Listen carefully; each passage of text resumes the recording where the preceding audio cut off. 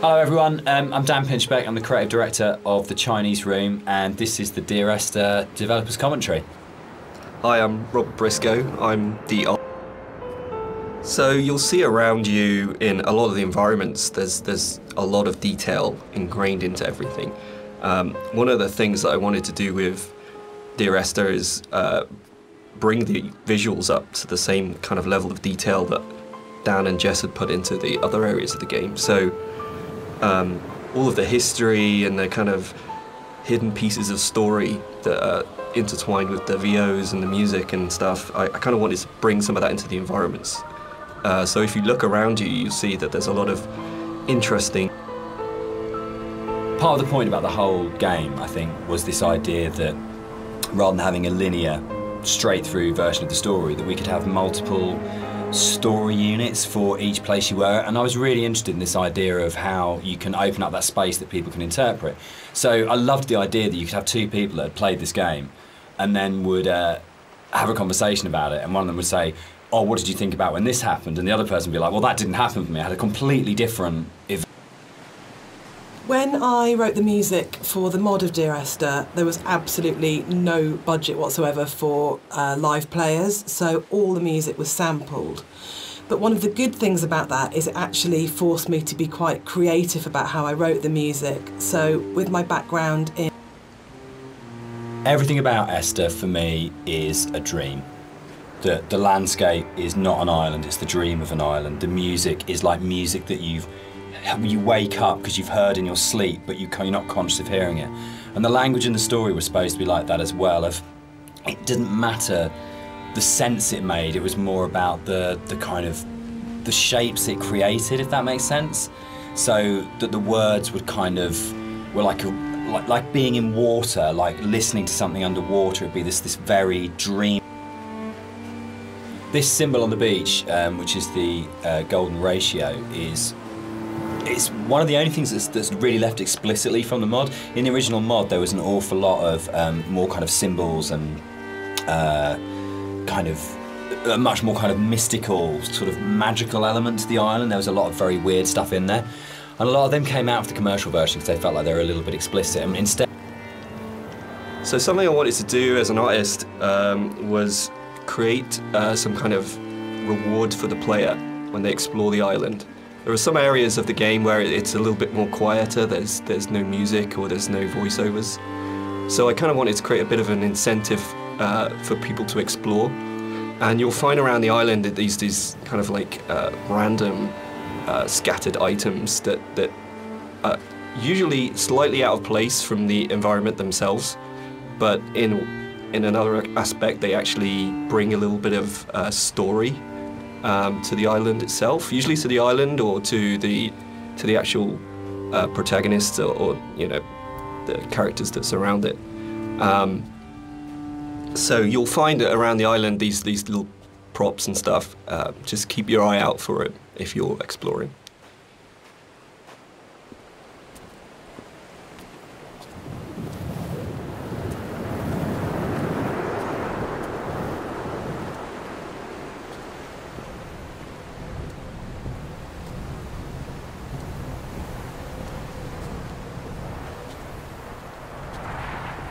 So people have asked why the Dear Esther's set on a Hebridean island.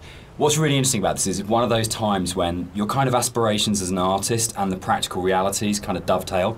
We knew that we had to have some way of limiting the player from disappearing off the play space, and when we made the original, it was a mod, and because it was a Half-Life 2 mod, you kind of had Eastern European city, spaceship, or blasted, desolate landscape, were your three options if you didn't want to start making any other assets.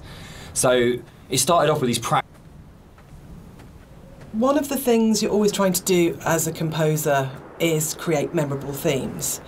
And a slight confession is that probably the most memorable theme, which is Remember in Dear Esther, wasn't actually created for the game. Rob's looking shocked.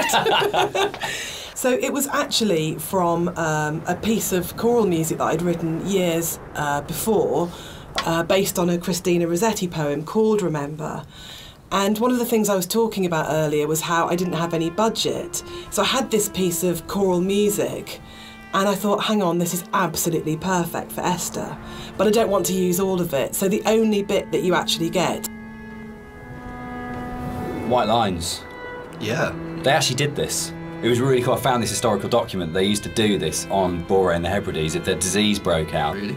they'd actually chip out and expose the chalk. So if you're on a boat and you were coming to the island, you know not to land because it was infectious, which is the coolest, most amazing. It's one of those things where you go, it's almost impossible as a writer to come up with something as cool as that. It just has to be something that was actually done. And it's so sad as well.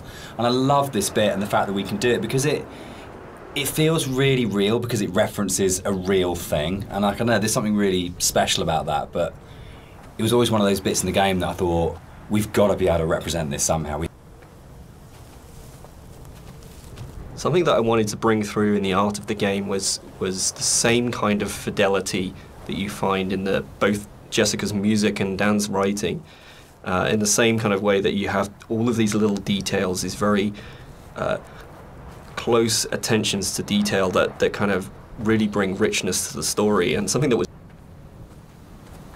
There's a scene in Donnie Darko where Drew Barrymore's playing his English teacher, and she talks about cellador as being the most beautiful word in the English language, and about it's the sound of the words together. And Dear Esther actually comes from the introduction to From a Faith No More song, the Crab song on the first album, Introduce Yourself.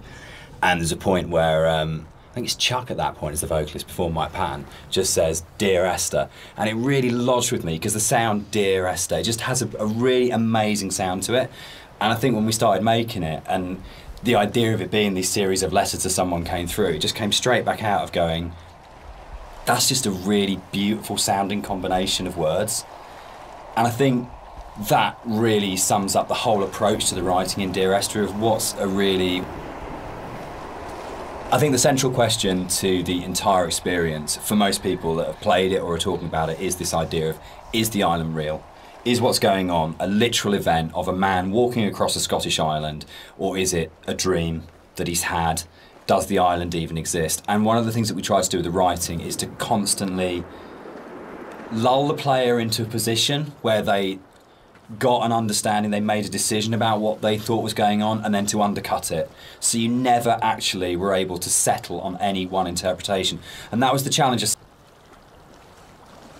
One of the things that's been most commented on with the audio and the music in Dear Esther is how sparse it is. And that was a really deliberate tactic. I wanted to leave room for the player to think and to dream and to wonder and to put their own interpretation into what was happening. And I think the problem with so much modern media is how bombarded we are constantly. It's the kind of MTV, flash in your face, constant music.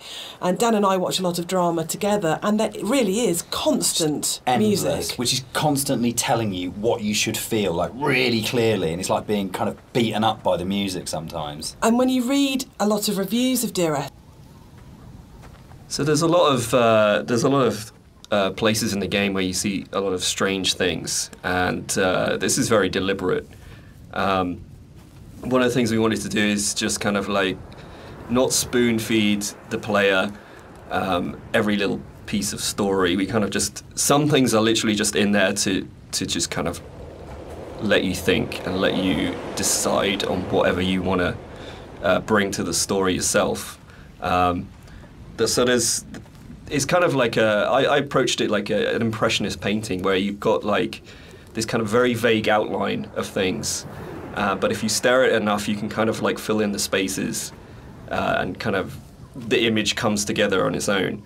So a lot of these kind of strange pieces of geography and stuff, that's really kind of deliberate in some ways, just to kind of keep the player's mind open and kind of bring their own interpretations of the story through that.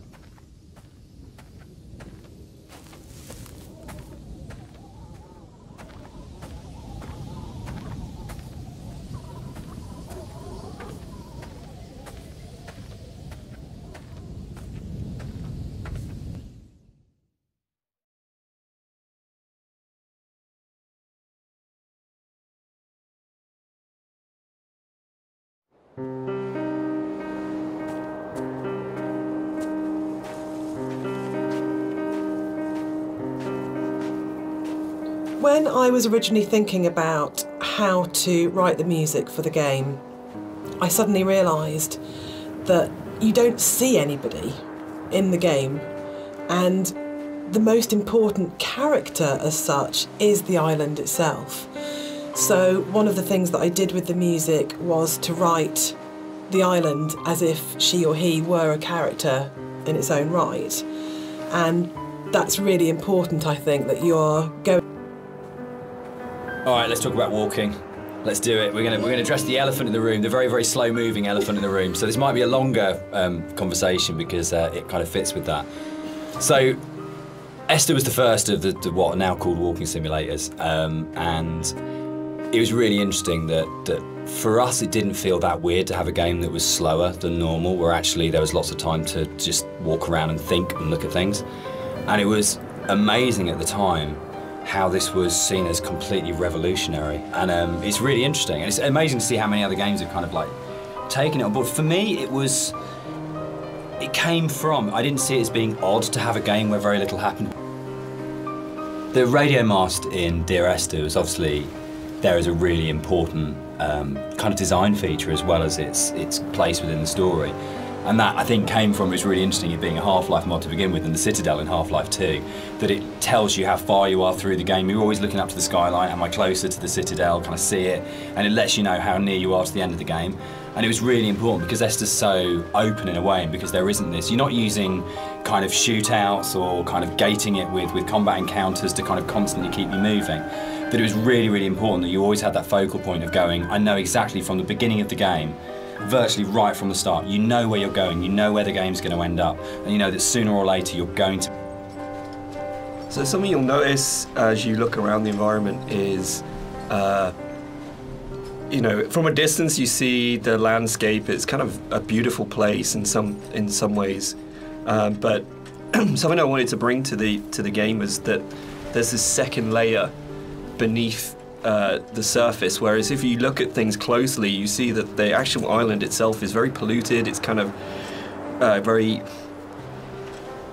We cast and did all the voice direction for Esther ourselves for the mod, and it was basically Jess and I on a casting website just listening to people's show reels and finding what's the voice of this thing. And there was never any question about Nigel. I think we heard his show reel for the first time round. It's probably been listened to sort of 30 or 40 actors. And we started listening to his show reel and just both looked at each other and went, that's it, that's him. And it was amazing when Nigel came in. We had, I think, a day and a half to do the whole thing. And he just did that amazing thing that really, really great actors did. If he just walked in, got in front of the microphone, and more or less did the entire thing in one take. And we did hardly any retakes on anything. It just felt like... So this hole in the ground was kind of a difficult thing in some ways. It's a bit of a challenging aspect of the game. Because, in some ways, it kind of like, I think for me, we wanted to have this kind of this pit here, and I wanted the player to be able to actually go as close as possible and like look over the edge and you know, kind of have this feeling of dread and stuff. But the other issue that we faced was like, what happens if the player just jumps into the hole? Like we have no real death in the game. One of the really important jobs of a composer, I think, is to provide the player or the listener with different emotional tones and states. And up until this point in the game, the music has been very sparse, very intimate, and very isolating in a way. But the island is also a beautiful and magnificent place, and what I wanted to do at this point for the first time in the game is to create something that was really epic. So we go from that shift in scale where it's very intimate and small to suddenly realising that this is an extraordinary and magical place to be, as well as a difficult and quite sad and melancholic place to be. So the string players were instructed at this point to play with much more vibrato. Up until this point they've played in a very sort of Scottish style actually, no vibrato, very plain playing. But this was a really beautiful cue to write actually, because it has that scale. You suddenly realise that the island is really big, and you know, you have this beautiful vista, and the music then shifts so the player can actually, just for a moment, I think, enjoy being where they are. Inside the bothy, there is a randomised chance that you can find an ultrasound picture on the table, and I think so as you leave the bothy and the seagull takes off, that's the one jump scare in the game, which is kind of interesting because when we made it, we kind of had to, you know, we kind of called it a ghost story, but there was no intention really. We kind of wanted this dreamy, hallucinatory type thing. But when it came out, people started coming back and saying, this game is absolutely terrifying. I was really, really frightened. And that was really amazing. And I think it's because nothing happens. We're so trained in games to go, there's stimulus all the time, that if nothing happens, you're waiting for something to happen. And kind of, I tend to go back to again and again the whole sequence in Dead Space 2 when you go back to the Ishimura, and it's like So one of the things that influenced the visuals quite a lot was the tech limitations at the time, and also the kind of themes of the game. Like, tech-wise, we were never ever gonna kind of achieve photorealism, and I think that was a good thing. I mean, really, it made us sort of stretch out into other areas, and for me as an artist, it kind of made me think a little bit more creatively. We should probably talk about some of the inspirations behind it. I'm on a strict you don't talk about Stalker kind of thing going on here. But when Rob and I started talking, I think one of the first things that we kind of discovered was how much we're both obsessed with Stalker. And I think that was one of the major things behind it in terms of when people talk about game inspirations. I mean, for me, there's a lot of FPS stuff in there, Doom, System Shock, but I think Stalker probably more than anything else. And Roadside Picnic, the Strugatsky novel that Stalker's based on, of the idea of this incredible space that you didn't understand, that's simultaneously beautiful and threatening. And I think sort of Tarkovsky's kind of films kind of play into that as well, particularly his version of Stalker, that you want to have this place that you feel rather than think about. And for me, that was like really kind of core to all of the inspirations for the game, was this is a space that is about feeling, not thinking. Yeah, I think the movies in particular, I think I hadn't watched the movies. I'd read the book and I played the game, but when I watched the movie, it kind of all made sense to me, like why I like the game so much and why I like the story. It's just like every shot is like a painting. It's like every shot has its story to tell. There's very little dialogue in the actual movie itself. There's just these long lingering shots, and each shot is amazingly beautiful and in its kind of desolation. And for me, that was like a huge influence, you know, like trying to bring some of that through into the environments. So that is definitely something I'm going to struggle not to talk about. But the game as well. I'd say the actual Stalker game has a big place in my heart, like gaming-wise. One of the more interesting and challenging things to do in the visual side of things is to kind of create an emotional connection with the player. With the music, it's very strong, and the dialogue can kind of help you to feel what the character's feeling, but to kind of really create an atmosphere and to create emotion, it's very difficult. So I designed a few things very subtly within the environment to kind of plant imagery into your mind and kind of make you feel This is another of my favourite bits in the game, where you come along the edge of the sort of gully and you find hundreds of books, and it's one of the first times where most explicitly there's the suggestion that nothing you're seeing is real, because there's just no way that this can exist, and it's a really amazing, uncanny moment. But it works, I think, for me, because you just go, I don't... One of the really important images in the game is the radio mast, and the soundscapes that I wrote for the game are really tied into this idea. So it's the concept of the tortured sounds that they're so broken down, they're so manipulated, and it really is supposed to represent the inner state of the protagonist at this point. It's that fractured understanding. So it kind of works on two levels, actually. We have the narrator who's trying to understand the journey that he's on, and we also have the audience's journey and their struggle for comprehension to understand what's going on in the game. So this distortion, this breaking down, this fragmented, kind of tortured sound really ties into the idea of the radio mast and that idea of communication, actually, that the game is trying to communicate something to you, the narrator's trying to tell you something, but it's so difficult to understand what that is.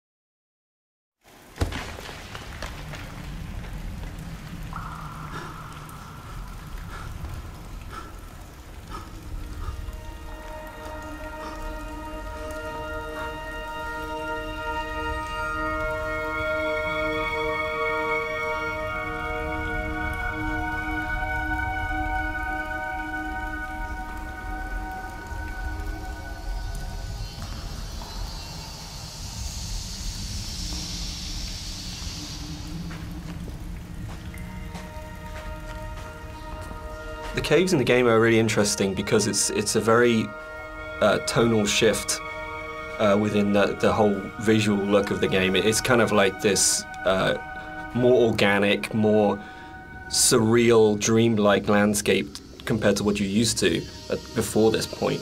It's you know, we kind of used the visuals and this kind of unreal theme very subtly, but here it's kind of at the forefront, and it's, to me, has kind of been designed as this kind of journey through the inner self, through the body.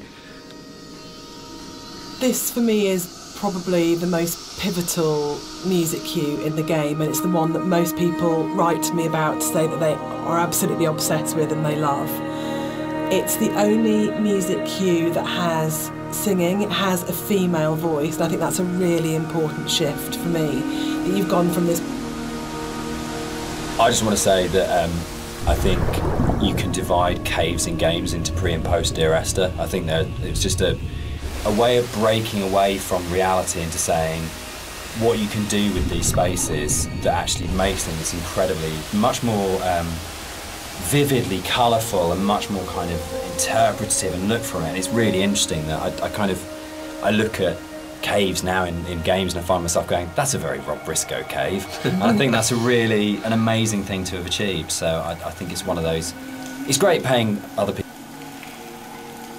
I think when you're designing a game, it's very easy to get very locked into what the system can do.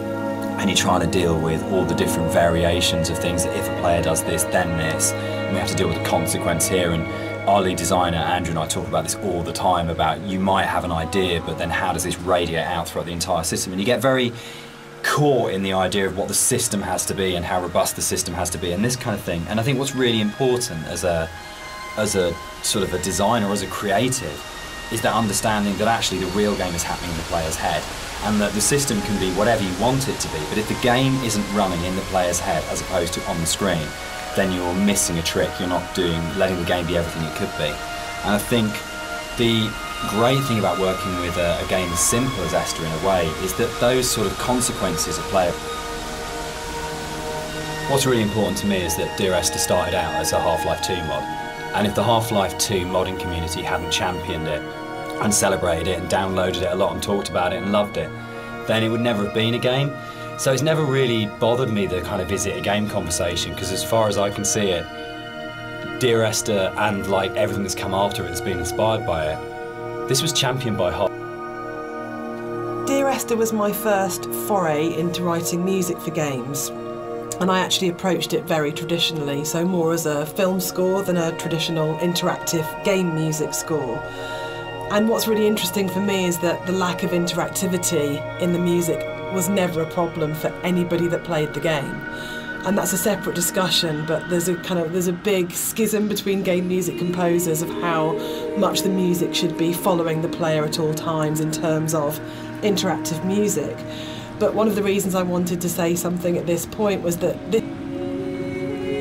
I don't know when the paper origami boats first came into things with Esther, really, but it felt like a really amazing metaphor of taking these letters and folding them into boats and then letting them leave the island, because you know at this point in the game is kind of the realisation is there that this isn't going to end well, and that the narrator is never leaving the island.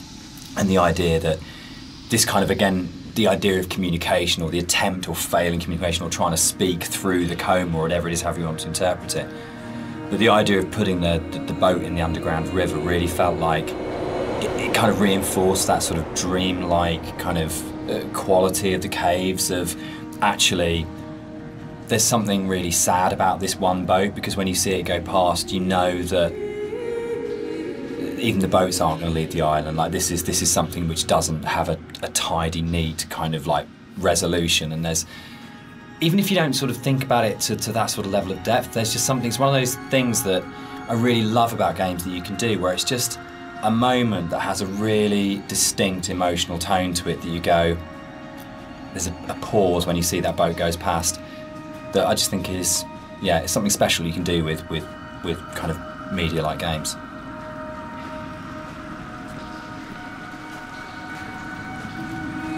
In a lot of ways, the caves were the hardest area of the game to actually write because we knew we didn't want to have much voiceover in there. I think because of the strength of the music, and this goes right back to the original mod, we wanted that to be the voice and for it to be a chance for Esther to speak rather than the narrator.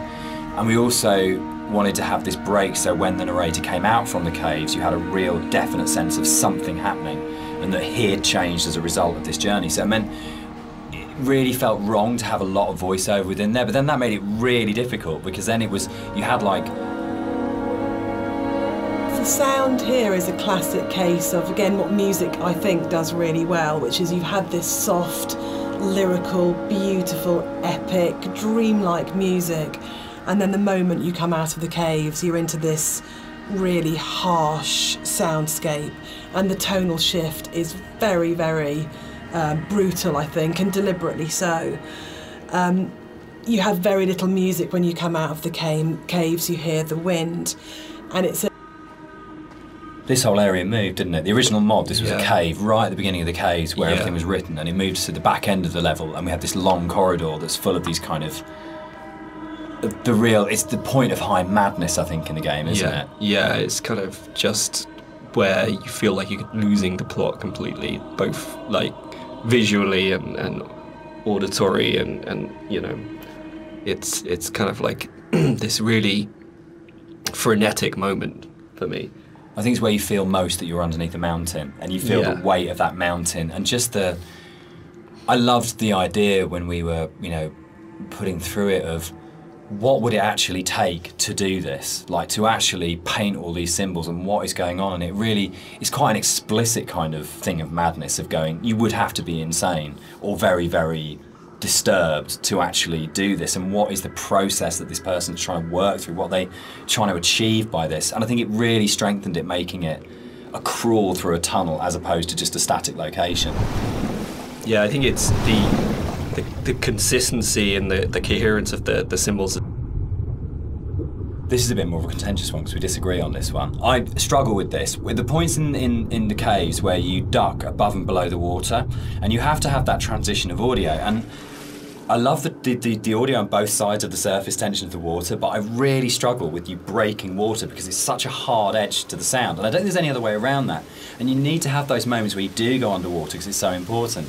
But it's one of the areas that's never sat very comfortably with me because I feel like in a level which hasn't got a single edge in it, it's the one edge within it and it breaks me. And that's why I think it's so successful, because you've been lured into this completely hallucinatory, dreamlike world, and then all of a sudden, as a player... The motorway scene, the biggest new addition to between the mod and the commercial version. This didn't exist. So the admission really is that I did play fast and loose with the geography of the M5. There isn't actually a welcome break service. It's just outside the junction of Sanford. But as we also know, pointed out to you. Players.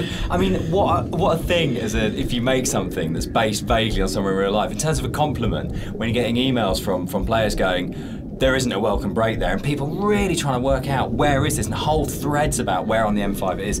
That's just the most amazing feeling. But I think what I really love about, what I think works really, really well in Esther, and again it's something that I think is really carried forward to our other games, is that a lot of the time we're not dealing with kind of like big, glamorous, amazing, epic places. It's a sort of like a ratty little island in the Hebrides. It's someone who lived in Wolverhampton. It's just outside, you know, a service station on a stretch of the M5. And I think that earths what's going on. Gives it a realness as well, particularly when you sort of put it against the surrealness of the caves. Actually, you're kind of going, this is really surreal and this is really, really dreamlike, but actually I'm talking about, you know, a car accident just outside a little chef, and that playing off those two things against each other. It's like making the ordinary extraordinary. Absolutely, yeah.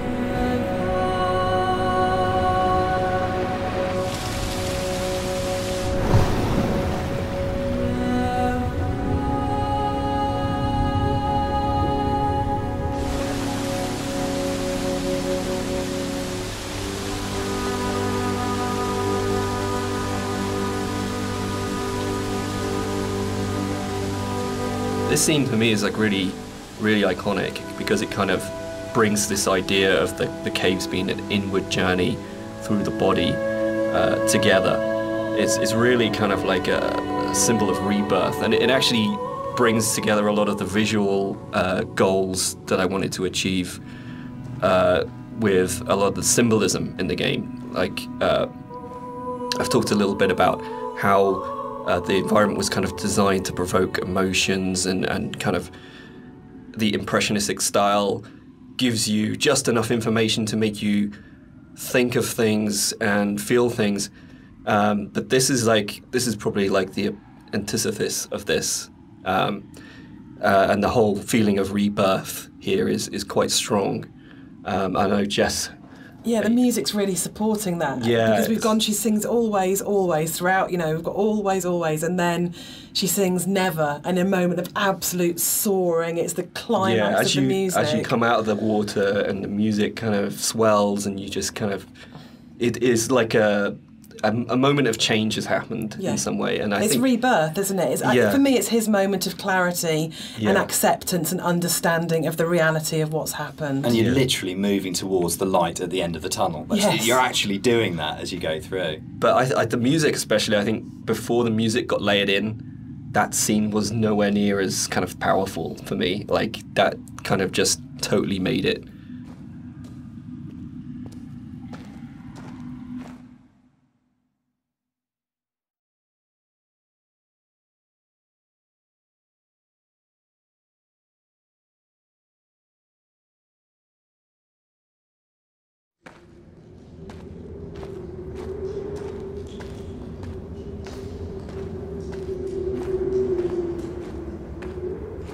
Dan and I had worked on lots of projects together, non-game projects, before we made Dear Esther. And I think the thing that links all of the projects that we've worked on together is that idea of hidden stories and layers of stories. And one of the things I wanted to do with the music was to embed hidden little hints and stories into it. So the music that you hear here has... It's probably the level which has changed most from the original mod. I think it's much, much bigger than the final level in the mod. And one of the major changes in there is in the original mod, the whole side of the cliff face was covered in painting and writing, and a lot of that moved inside to that corridor in the caves where it's really obsessionally painted on. And it was really, we spent so long on that because we were trying to get it looking right, because it's one of those really interesting examples where I loved the image and the idea that you've got this guy painting the entire side of a mountain with words and symbols and things. But it was really interesting. I think one of the most fascinating things for me about planning this director's commentary has been that in previous years, when all the three of us have talked about Dear Esther, we've talked about the interpretation of the player. But actually going through this together, post having made it, we're still surprising each other. And I think that's really, really interesting for me, because it shows that we left interpretation for each other and that we trusted each other actually just to get on with it. And because we each brought our own special and unique contribution to the game, we didn't have to, in a way, talk it to death or say you have to justify every idea you have or talk it to death or explain it. That Rob's idea that the island is very tainted and corrupt, and my idea that Dan didn't know that the whole level of the caves is a birth metaphor. I think it's really amazing that we're still finding out things about the game that we didn't know. I think it was nice when I came onto it, because Dan was basically like, he gave me a bunch of materials, but he left me to my own devices for a lot of it, and we kind of like, I finished a level and Dan would play it and give me... One of the really nice things about the move from mod to the commercial version is that we had a couple of years worth of the community talking about the game before we went back into it again. And one of the things that I read on a forum was that someone had constructed this amazing version of the story where they'd decided that the narrator was Paul. And I hadn't thought of that. It was never part of the original writing. And I thought, that's so amazing that as a writer, your audience can find something. I'd been on holiday to Greece lots of times, and one of the things that I always really responded to emotionally was those shrines that you see on the road, and sometimes they're dedicated to saints, and sometimes they're to markate where an accident has taken place. So you'll get photos of the deceased person and flowers and candles, and they'd always... One of the really nice things about the move from mod to the commercial version is that we had a couple of years worth of the community talking about the game before we went back into it again. And one of the things that I read on a forum was that someone had constructed this amazing version of the story where they'd decided that the narrator was Paul.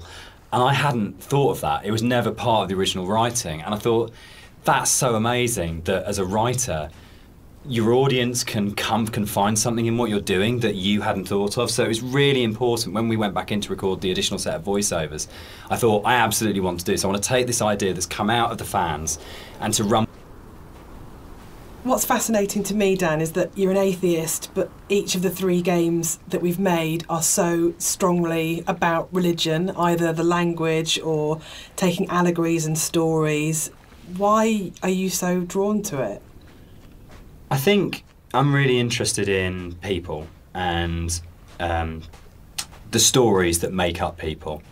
And I think there is like in the Bible, like most kind of religious texts, it's not about what it is, it's about what is behind what it is, and that's what you're really getting to, is the idea of the sort of the parable or the metaphor.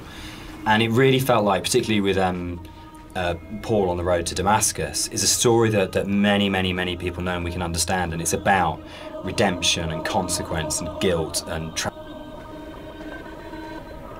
Is Dear Esther a depressing game or a hopeful game?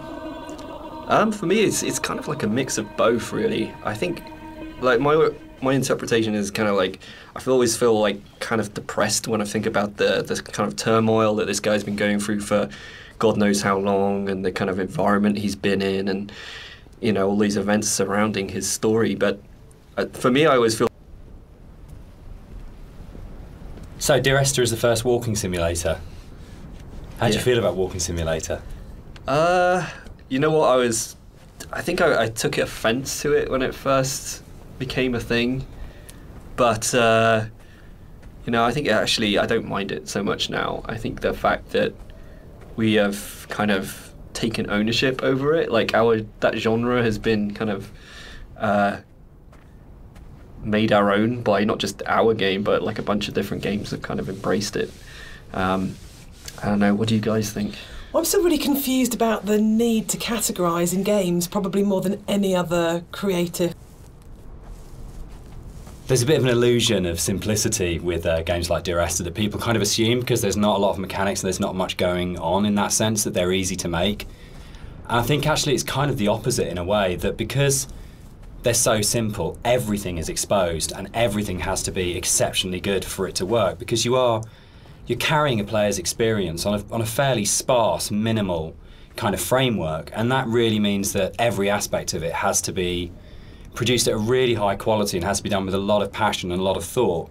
There's nowhere to hide in a game like Esther, and that's something which I think carries through to the best games of this type. You can see with all of them there's a real commitment to kind of depth and a really intelligent way of approaching design, and a real kind of trust in the player and a real assumption that players are smart, imaginative.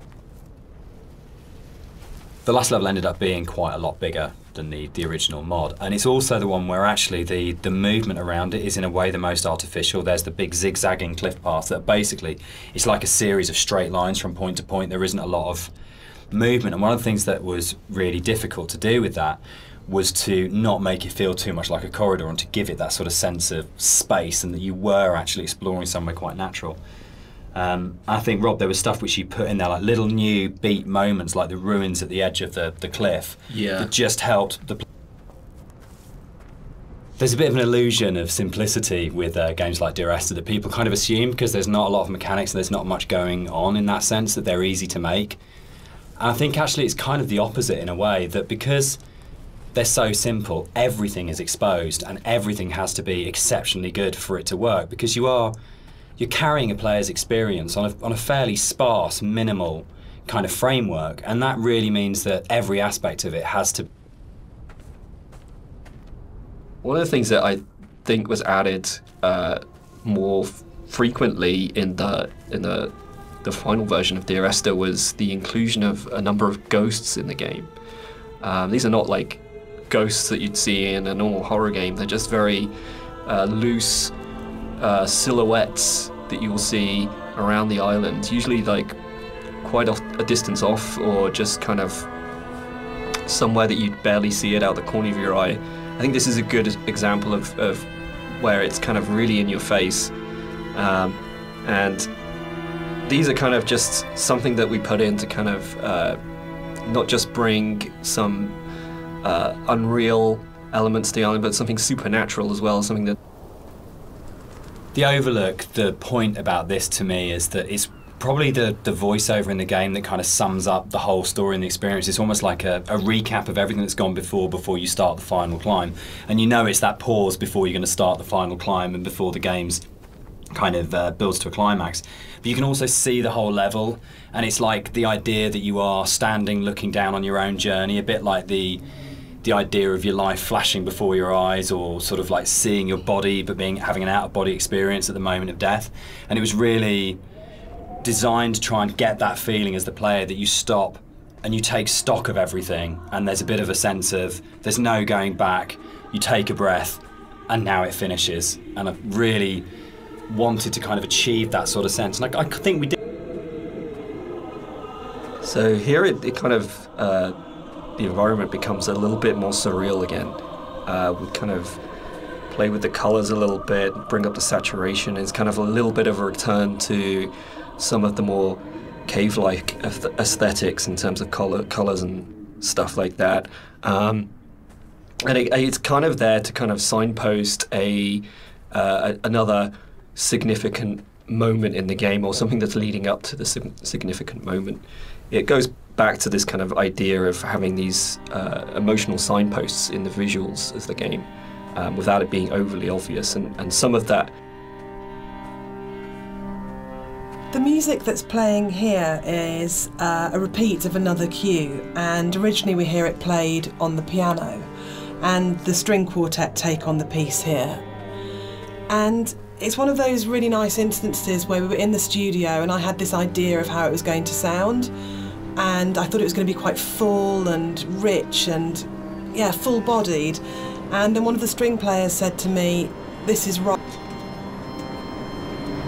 It was possible that this last section of the game could have felt quite laborious and forced because it's two long zigzagging paths that just go up, and there was a real importance to getting it right, and quite a lot of work went into it. I think at this point for me, you probably as a player understand that the narrator's going to die at the end, and that this is it. And that unlike where the rest of the island, there's this sense of this could just keep going on forever and ever and ever, and you're going to keep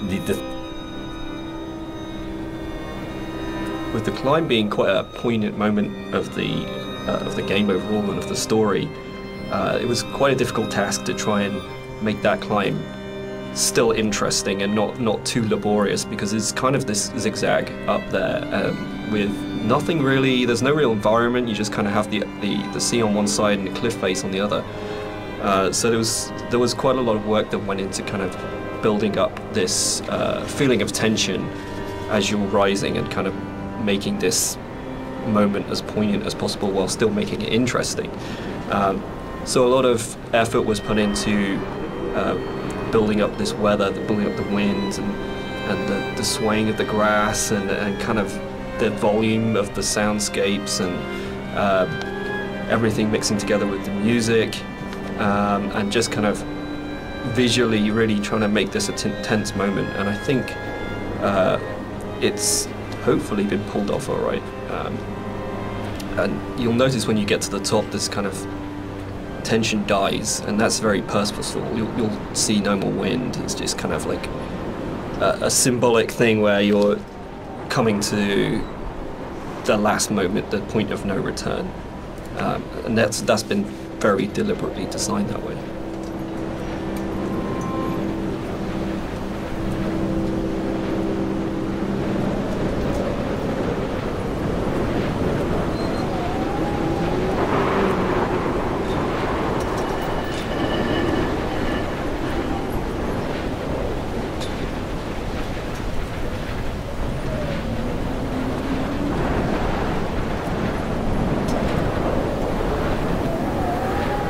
We had a lot of debates, didn't we, about the ending of the game and whether the player should retain control or whether it was okay to go to a cutscene at this point.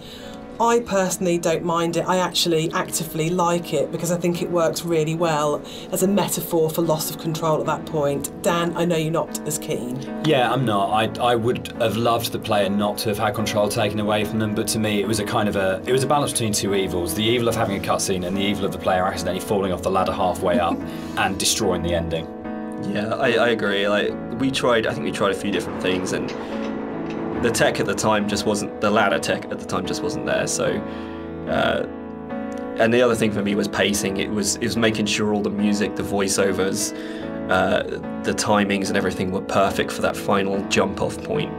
And just letting the players kind of noodle around going up a ladder for what may have been like 7 minutes because it's a tall tower was kind of an impossible task.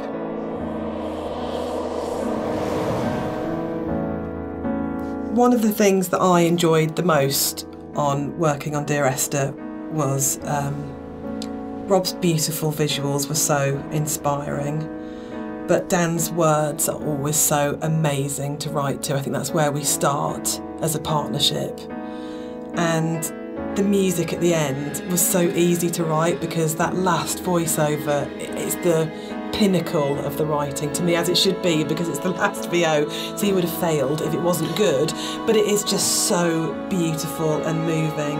And for me, talking about whether it's a hopeful ending, the music is really hopeful at this point, and it signifies to me transformation, freedom, escape, acceptance. Yeah, and it was just a beautiful cue to write, actually. I don't know, I can't remember quite where it came from in the mod, but the moment when we went, or we could put the bird in there and you could see the bird's shadow, and actually it turned from being kind of like a straightforward literal suicide into a metaphorical, or to my mind, kind of like, I always really believed the narrator did turn into a bird just before they hit the ground, and that was really important. I think it's probably the strongest ending in any of our games so far. But yeah, I'm very proud of the way everything came together in that last section. Yeah, I think it's the bird thing is particularly interesting because I think it was in the original mod, but the timings and everything were just all off, and you never really saw the seagull. Yeah, at least the shadow as well. It was all kind of like a little bit broken. And I remember when we went back in, I made a real effort to try and get that shadow just out of the center of the view, so you kind of have this hint of something happening, and I think you can hear the sound of a seagull flapping its wings. It's like very subtle, but like I say, I kind of really like the way that came together. It kind of it's very like say it's kind of like a release, but at the same time there's still this kind of ambiguity there that's kind of beautiful. And I'm really proud that I got the monitor in at the end for an ending of, it goes into the hospital monitor signifying the flat line, and I think it's one of those moments where you never want to be so clever that people notice it and it takes them out of the moment, but it just flows in through the music, and it just feels like everything comes together at that last point. That last VO, Rob's amazing visuals and the music, and it feels like a really, really strong and beautiful ending. And then in the last second, Nigel Carrington's delivery of just those two words have come back, where he just pitch perfect. Yeah.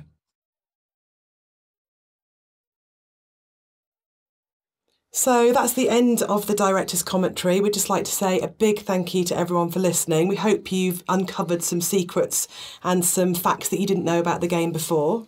We'd also like to say a huge thank you for buying the game, and for all our fans who've been behind us and been behind the game and have kept it alive all these years. It's a real privilege that it's still out there, still such a title that people love so much. Yeah, and we're really looking forward to the future and what we can create coming up next. Thanks for listening. Cheers. Bye.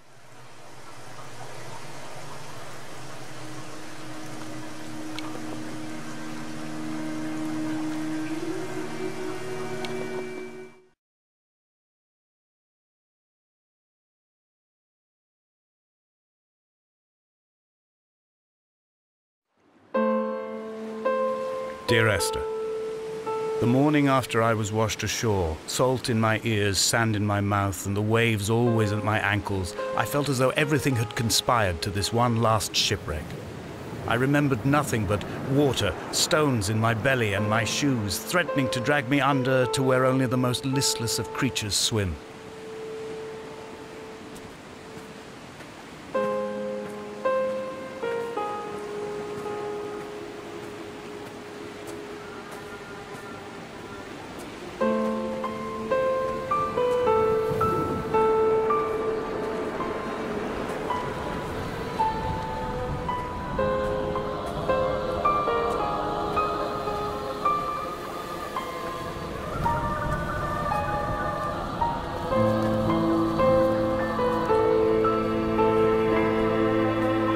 Donnelley reported the legend of the hermit, a holy man who sought solitude in its most pure form.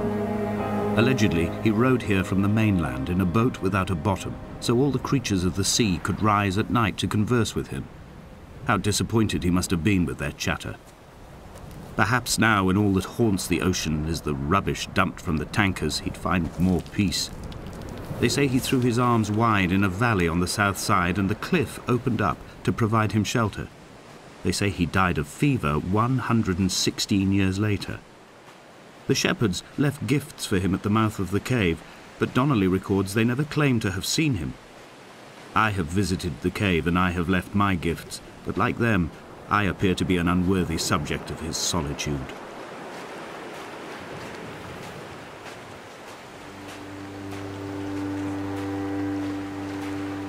When you were born, your mother told me, a hush fell over the delivery room.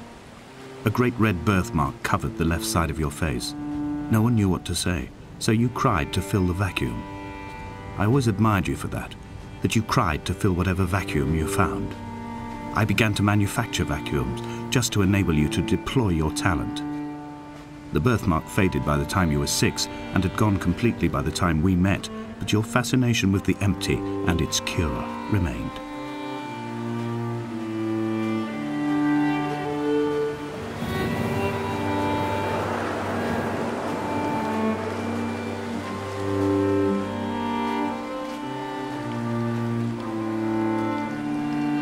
Dear Esther, I found myself to be as featureless as this ocean, as shallow and unoccupied as this bay, a listless wreck without identification. My rocks are these bones, and a careful fence to keep the precipice at bay. Shot through me caves, my forehead a mount. This aerial will transmit into me so. All overexposed, the nervous system, where Donnelley's boots and yours and mine still trample. I will carry a torch for you. I will leave it at the foot of my headstone. You will need it for the tunnels that carry me under.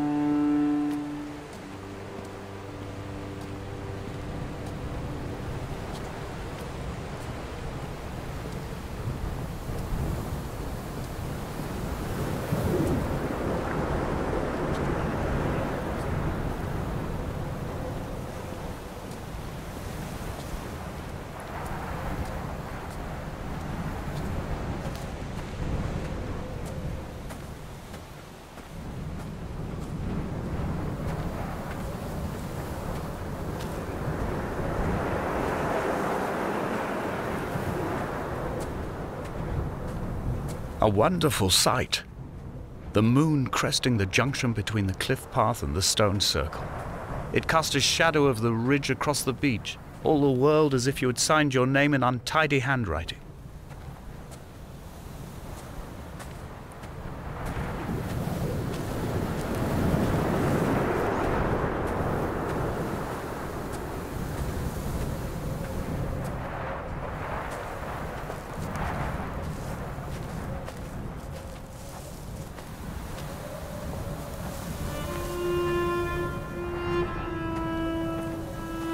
When someone had died or was dying, or was so ill they gave up what little hope they could sacrifice, they cut parallel lines into the cliff, exposing the white chalk beneath. You could see them from the mainland or the fishing boats, and know to send aid or impose a cordon of protection, and wait a generation until whatever pestilence stalked the cliff paths died along with its hosts. My lines are just for this, to keep any would-be rescuers at bay. The infection is not simply of the flesh.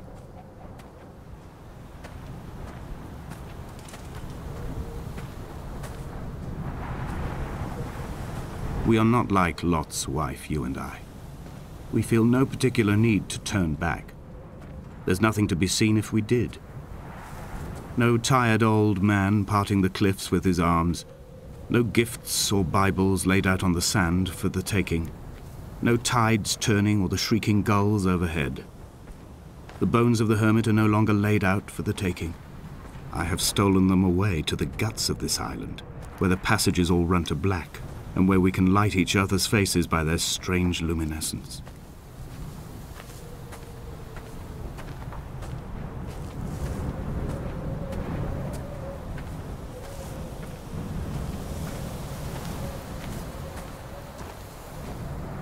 Dear Esther, I met Paul. I made my own little pilgrimage. My Damascus, a small semi-detached on the outskirts of Wolverhampton. We drank coffee in his kitchen and tried to connect to one another. Although he knew I hadn't come in search of an apology, reason or retribution, he still spiraled in panic, thrown high and lucid by his own dented bonnet. Responsibility had made him old. Like us, he'd already passed beyond any conceivable boundary of life. I find myself increasingly unable to find that point where the hermit ends and Paul and I begin. We are woven into a sodden blanket, stuffed into the bottom of a boat to stop the leak and hold back the ocean. My neck aches from staring up at the aerial. It mirrors the dull throb in my gut where I am sure I've begun to form another stone. In my dreams, it forms into a perfect representation of Lot's wife, head over her shoulder, staring along the motorway at the approaching traffic in a vacuum of fatalistic calm.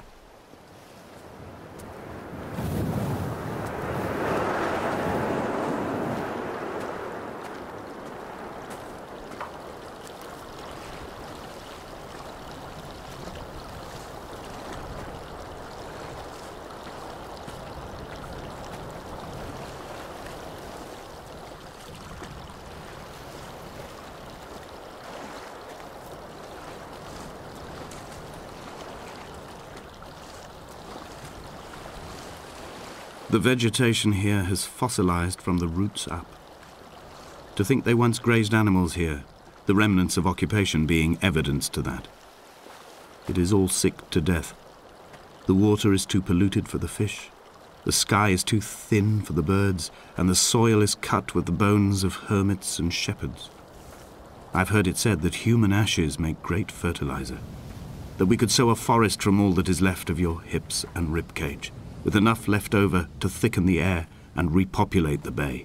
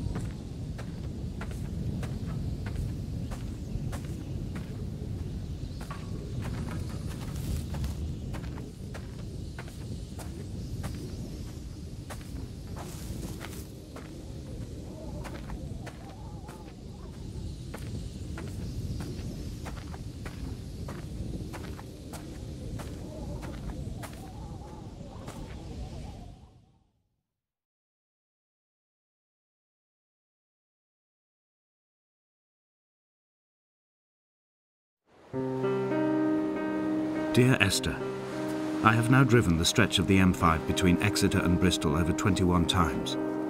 But although I have all the reports and all the witnesses, and have cross-referenced them within a millimetre using my ordnance survey maps, I simply cannot find the location. You'd think there would be marks to serve as some evidence. It's somewhere between the turn-off for Sanford and the welcome brake services. But although I can always see it in my rear-view mirror, I have as yet been unable to pull ashore.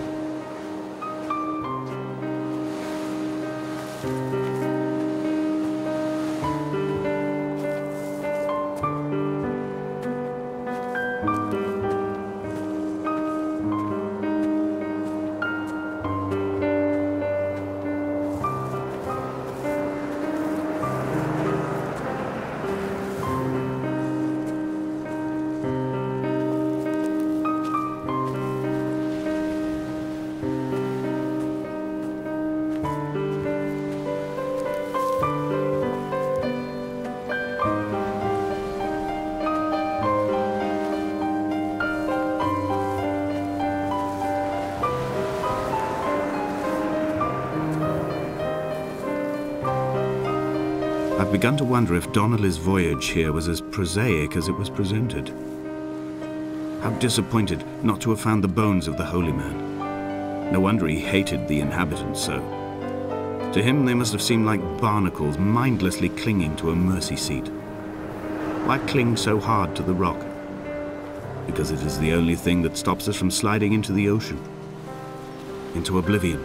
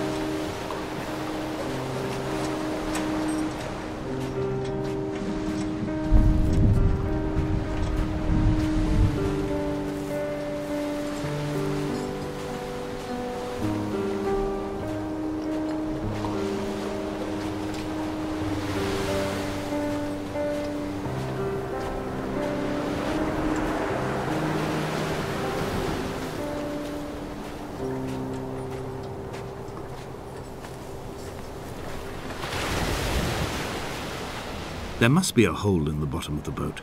How else could new hermits have arrived?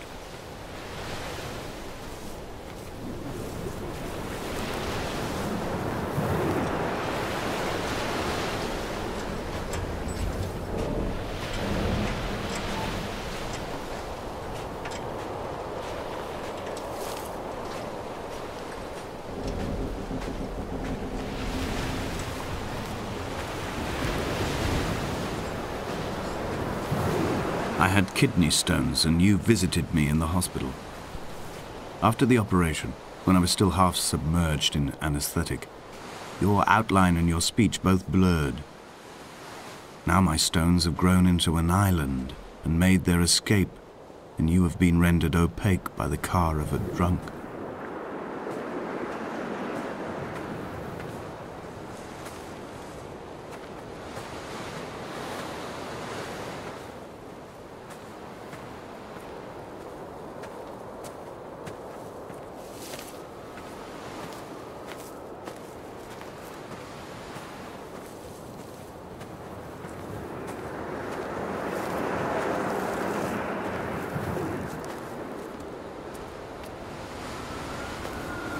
What charnel house lies at the foot of this abyss?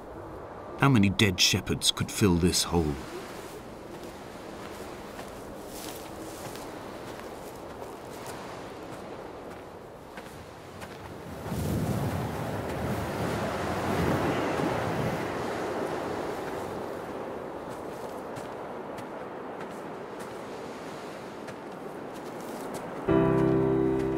I've begun my ascent on the windless slope of the western side. The setting sun was an inflamed eye squeezing shut against the light shone in by the doctors. My neck is aching through constantly craning my head up to track the light of the aerial. I must look downwards, follow the path under the island to a new beginning.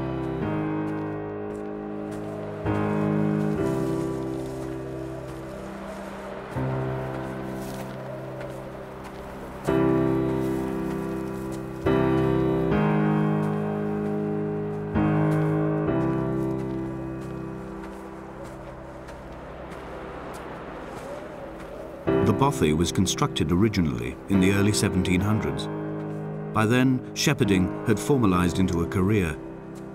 The first habitual shepherd was a man called Jakobson, from a lineage of migratory Scandinavians. He was not considered a man of breeding by the mainlanders. He came here every summer whilst building the bothy, hoping eventually that becoming a man of property would secure him a wife and a lineage. Donnelley records that it did not work. He caught some disease from his malcontented goats and died 2 years after completing it. There was no one to carve white lines into the cliff for him either.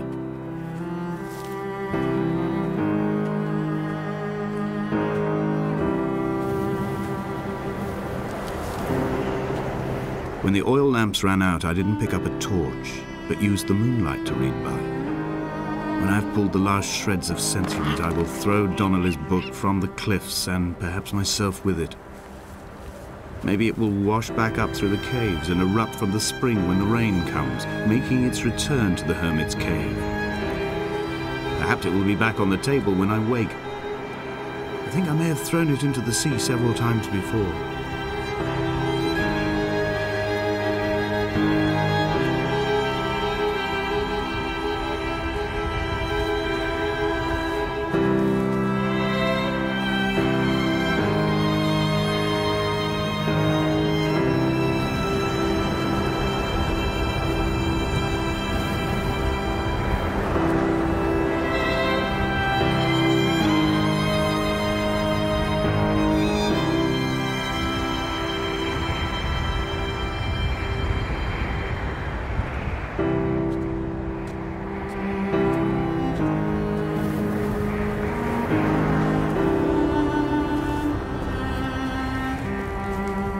In a footnote, the editor comments that at this point, Donnelley was going insane as syphilis tore through his system like a drunk driver.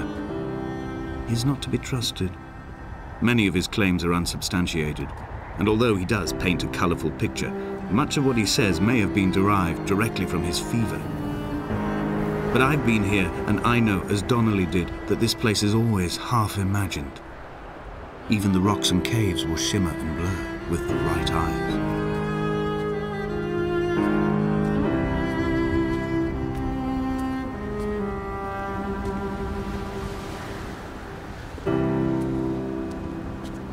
They found Jakobson in early spring.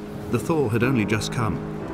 Even though he'd been dead nearly 7 months, his body had been frozen right down to the nerves and had not even begun to decompose. All around him, small flowers were reaching for the weak sun. The goats had adjusted happily to life without a shepherd and were grazing freely about the valley. Donnelley reports they hurled the body in fear and disgust down the shaft, but I cannot corroborate this story.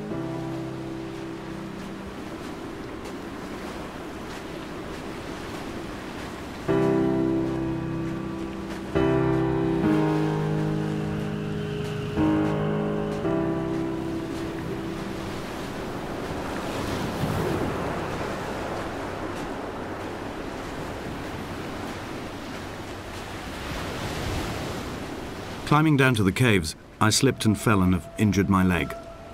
I think the femur is broken. It is clearly infected.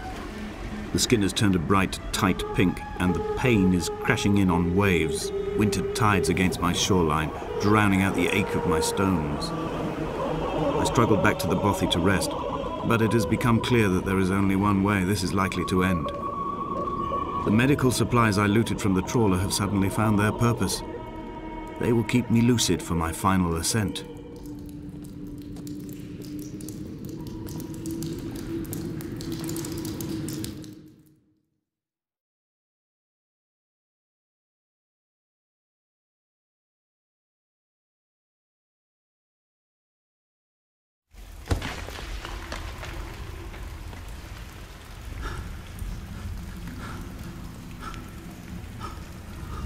From here, this last time, I have understood there is no turning back.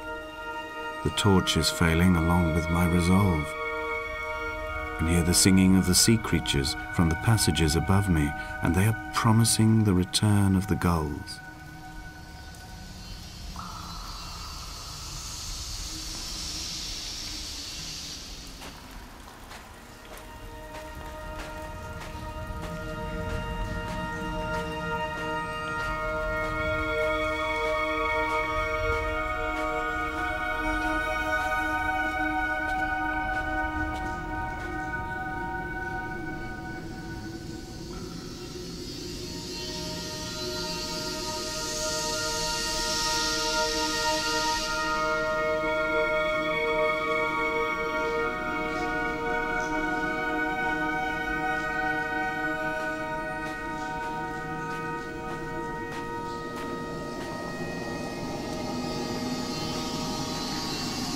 I first saw him sat by the side of the road. I was waiting for you to be cut out of the wreckage. The car looked like it had been dropped from a great height. The guts of the engine spilled over the tarmac, like water underground.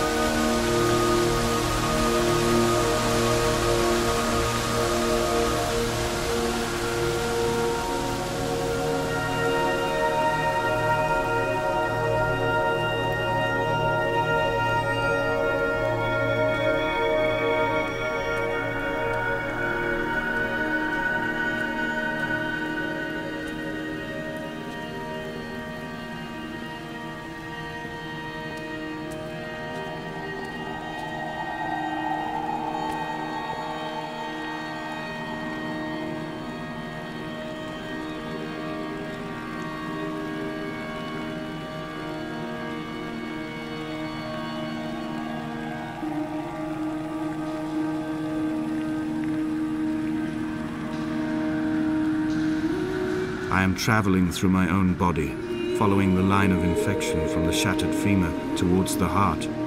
I swallow fistfuls of painkillers to stay lucid. In my delirium, I see the twin lights of the moon and the Ariel shining to me through the rocks.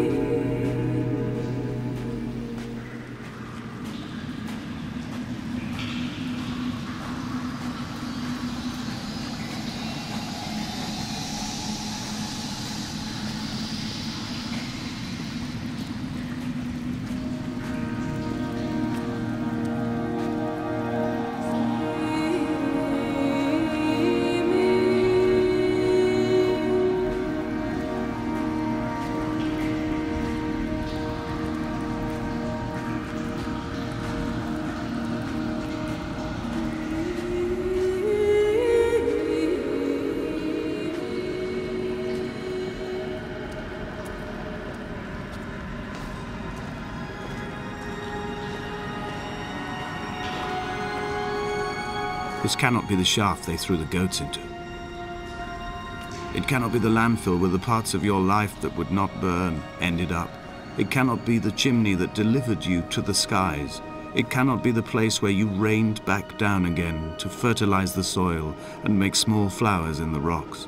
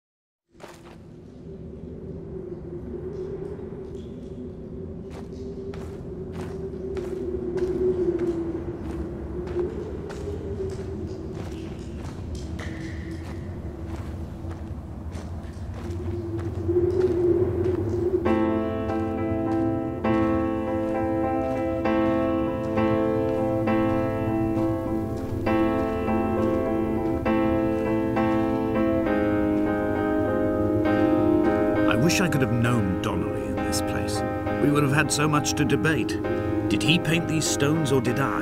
Who left the pots in the hut by the jetty? Who formed the museum under the sea? Who fell silently to his death into the frozen waters? Who erected this godforsaken aerial in the first place? Did this whole island rise to the surface of my stomach, forcing the gulls to take flight?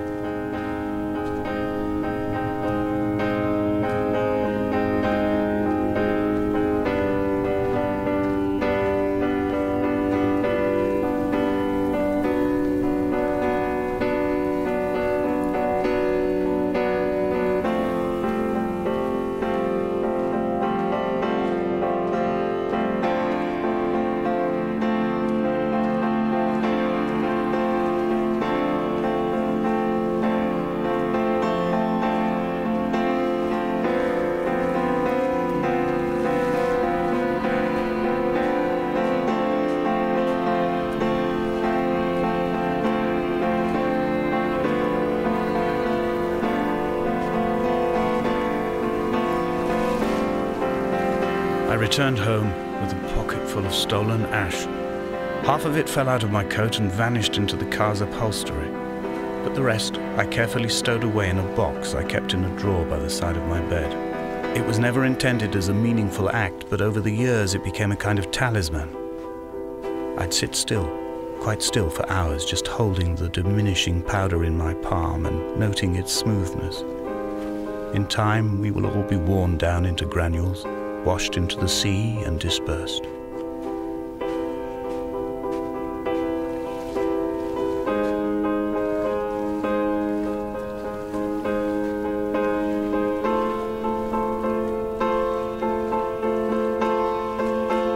There were chemical stains on the tarmac, the leak of air conditioning, brake fluid and petrol. He kept sniffing at his fingers as he sat by the roadside, waiting as if he couldn't quite understand or recognize their smell. He said he'd been travelling back from a sales conference in Exeter. He'd stopped for farewell drinks earlier, but had kept a careful eye on his intake. You could hear the sirens above the idling traffic.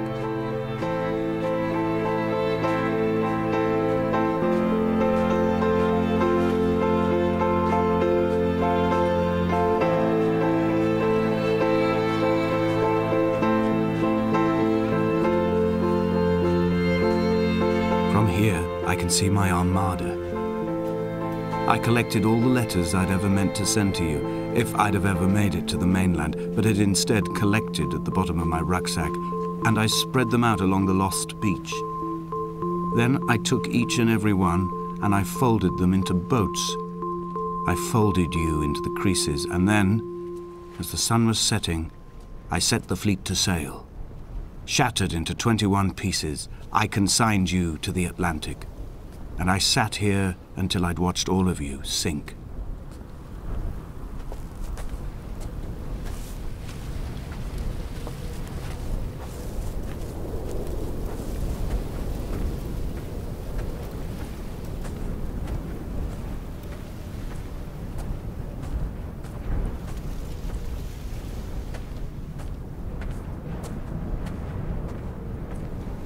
I will drag my leg behind me. I will drag it like a crumpled hatchback, tires blown and sparking across the dimming lights of my vision. I'm running out of painkillers and am following the flicker of the moon home. When Paul keeled over dead on the road to Damascus, they restarted his heart with the jump leads from a crumpled hatchback. It took 21 attempts to convince it to wake up.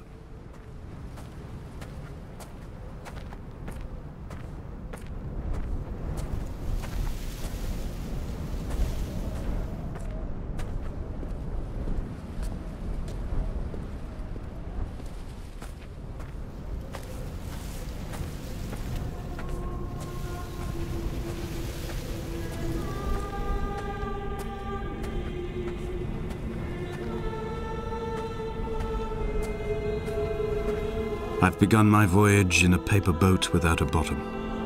I will fly to the moon in it. I've been folded along a crease in time, a weakness in the sheet of life. Now you've settled on the opposite side of the paper to me.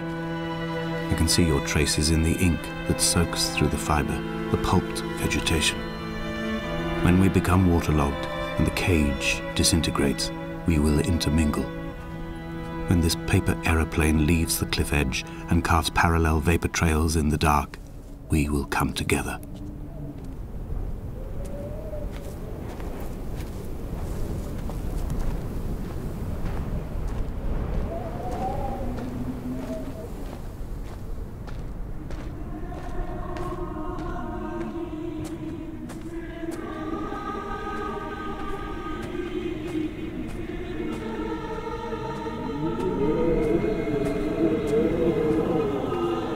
If only Donnelley had experienced this, he would have realized he was his own shoreline, as am I. Just as I am becoming this island, so he became his syphilis, retreating into the burning synapses, the stones, the infection.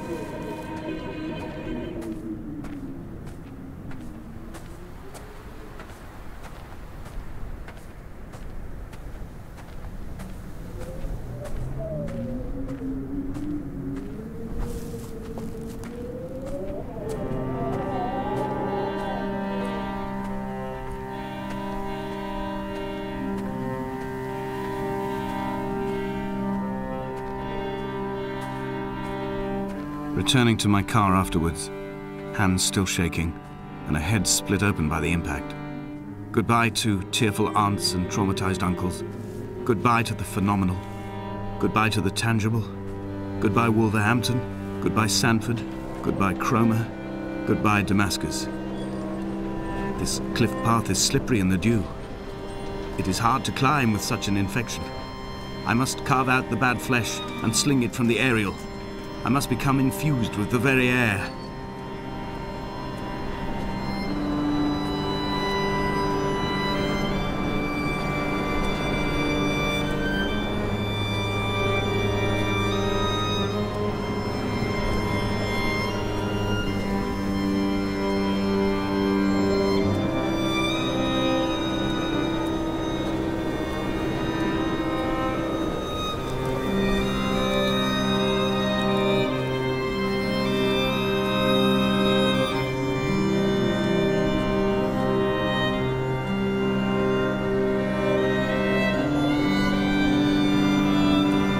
Drunk, Esther.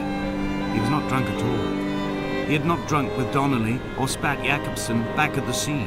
He had not careered across the lost shores and terminal beaches of this nascent archipelago. He did not intend his bonnet to be crumpled like a spent tissue by the impact. His windscreen was not star-studded all over like a map of the heavens. His paintwork etched with circuit diagrams, strange fish to call the gulls away. The phosphorescence of the skid marks lighting the M5 all the way from Exeter to Damascus.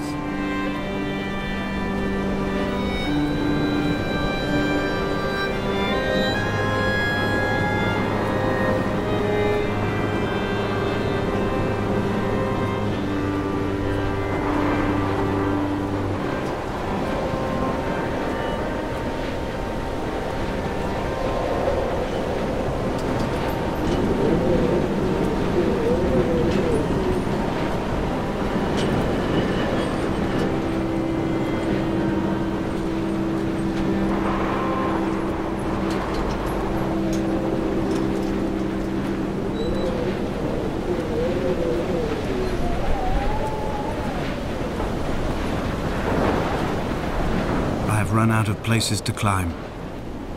I will abandon this body and take to the air.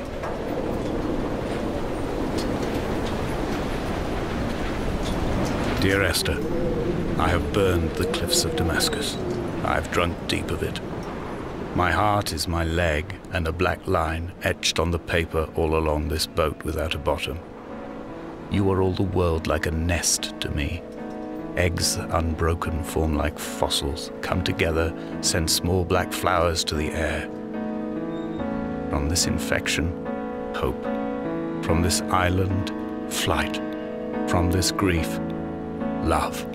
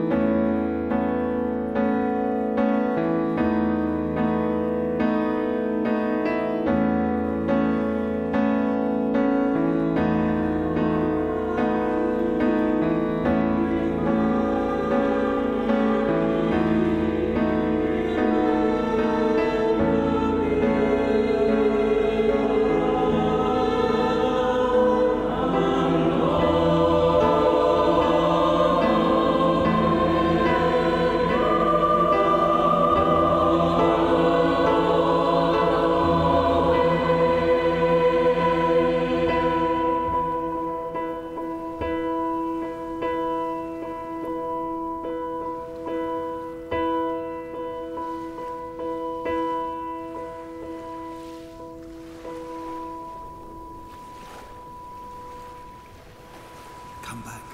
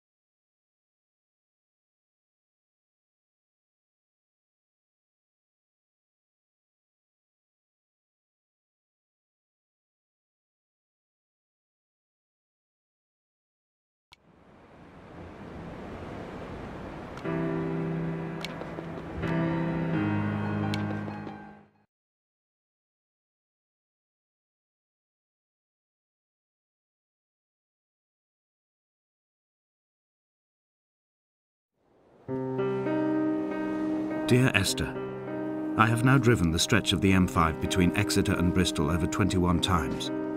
But although I have all the reports and all the witnesses and have cross-referenced them within a millimetre using my ordnance survey maps, I simply cannot find the location. You'd think there would be marks to serve as some evidence. It's somewhere between the turn-off for Sanford and the welcome brake services, but although I can always see it in my rear-view mirror, I have as yet been unable to pull ashore.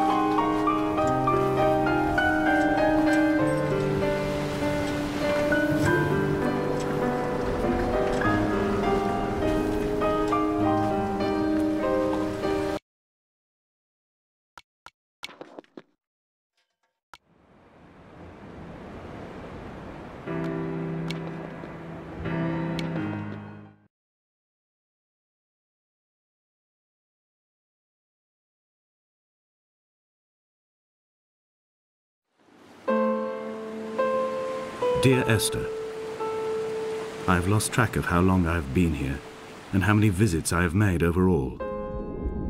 Certainly the landmarks are now so familiar to me that I have to remind myself to actually see the forms and shapes in front of me.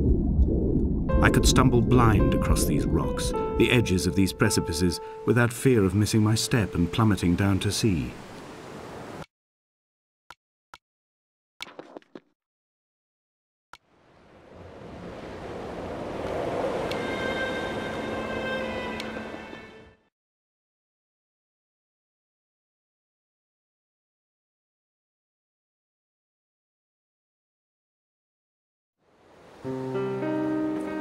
Dear Esther, I have now driven the stretch of the M5 between Exeter and Bristol over 21 times. But although I have all the reports and all the witnesses and have cross-referenced them within a millimetre using my ordnance survey maps, I simply cannot find the location. You'd think there would be marks to serve as some evidence. It's somewhere between the turn-off for Sandford and the welcome brake services. But although I can always see it in my rear-view mirror, I have as yet been unable to pull ashore.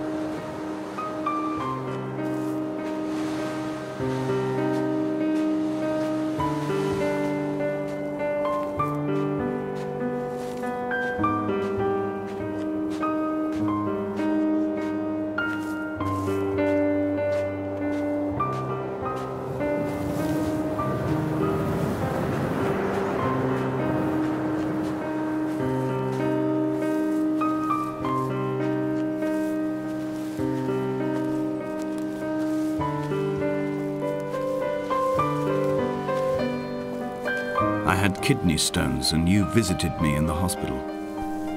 After the operation, when I was still half submerged in anaesthetic, your outline and your speech both blurred. Now my stones have grown into an island and made their escape, and you have been rendered opaque by the car of a drunk.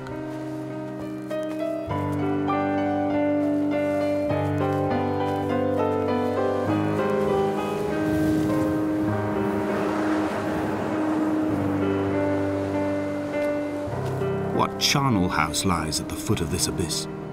How many dead shepherds could fill this hole?